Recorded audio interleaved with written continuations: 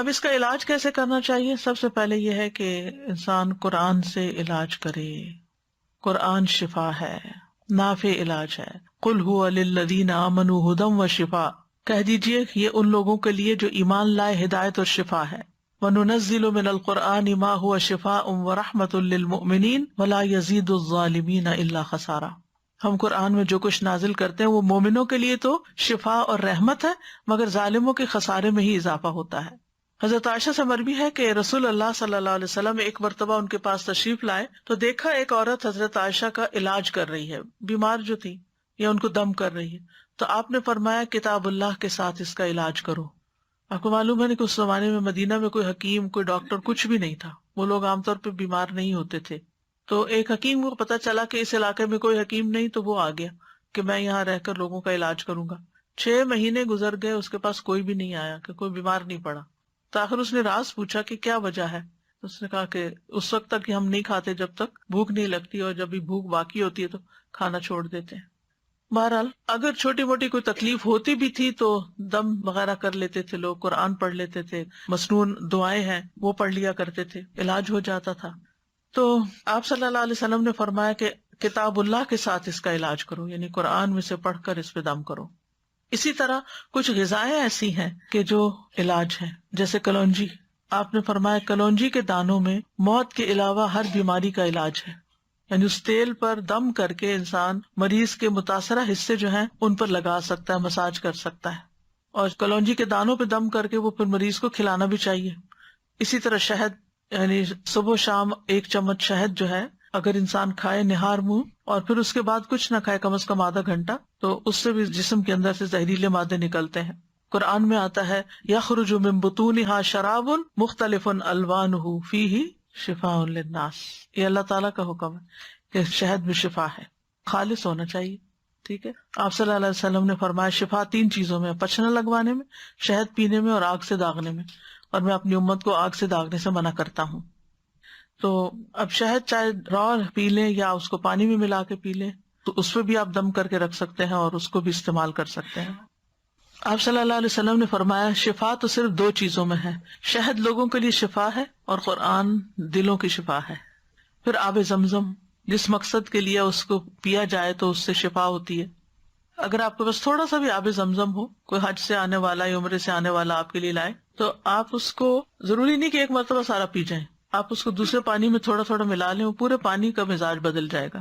حدیث میں آتا ہے کہ انہا مبارکتن انہا طعام طعم، کہ وہ بابرکت ہے اور کھانے والے کا کھانا بھی ہے.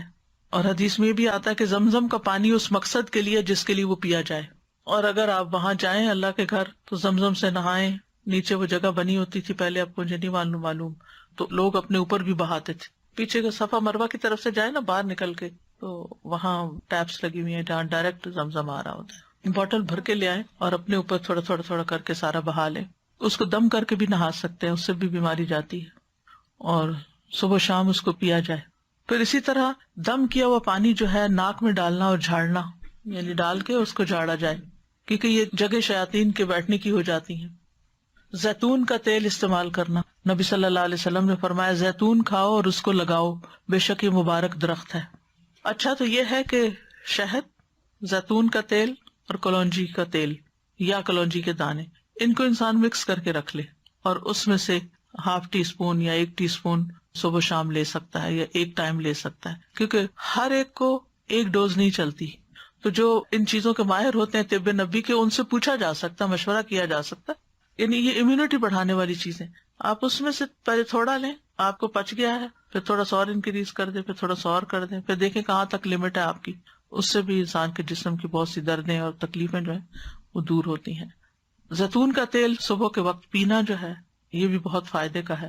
اور اب تو یہ بات بہت سننے میں آتی ہے نا کہ صبح سب سے پہلی چیز جو ہے، یا آپ کوکونٹ کا آئل لیں یا زیتون کا لیں یا کوئی بھی آئل لیں، کیونکہ وہ لیور کی کلینزنگ کرتا ہے.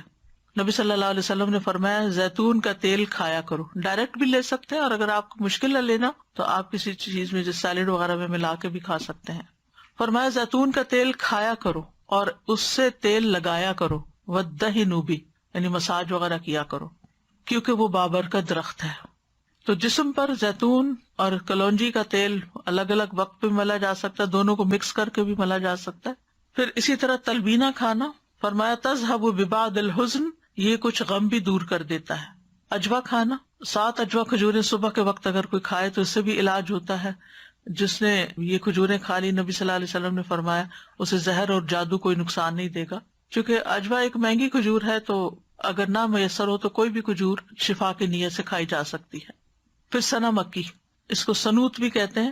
صبح شام اس کا ایک چھوٹا چمچہ کھانا، جیسے حدیث میں آتا ہے سنا مکی اور سنوت کو لازم پکڑو، کیونکہ اس میں ہر بیماری کا علاج ہے سوائے سام کے. پوچھا گیا سام کیا تو آپ نے فرمایا موت. اچھا، سنا مکی جو ہے یہ پیٹ صاف کرتی ہے، تو پھر ظاہر اگر زہریلے مادے آنتوں میں ہے، یہ کچھ ایسی چیزیں ہیں تو اس سے انسان کو نجات ہوتی ہے. پھر ہجامہ، آپ نے فرمایا اگر تمہاری دواؤں میں کسی میں بھلائی ہے تو پچنا لگوانے میں یا شہد پینے اور آگ سے داغنے میں، اگر وہ مرض کے مطابق ہو، اور میں آگ سے داغنے کو پسند نہیں کرتا.